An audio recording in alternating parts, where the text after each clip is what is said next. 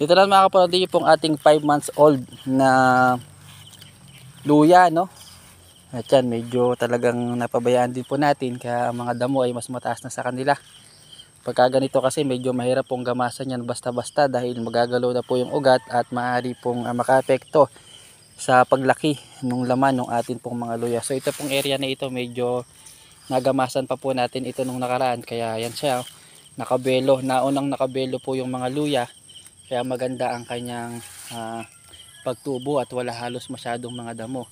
Unlike po dun sa kabila, medyo mataas po ang damo. Pero tsatsagain po natin na ito po ay gamasan. So tinanim po natin ito mga bandang March. No, March o April itong luya po na ito. At yan naman pong luya, mga umaabot po kasi ito ng taon Pero kadalasan nasa 10 months lang po ay naglulugo na yan at nakaka-harvest na po tayo. Yung iba, nagsusupply ng abono para mas mabilis siya tumaba at lumaki. 6 months, 7 months, 8 months ay nakakapag-harvest na po. Pero ang talagang paggulang po ng luya, umaabot po yan ng 10 months, 11 months at 12 months, no? Isang taon. Pero sa ating pong karanasan, nasa 10 months po yan ang kadalasan ng panahon po ng ating pag-harvest simula po ng pagtatanim natin po dito po sa luya.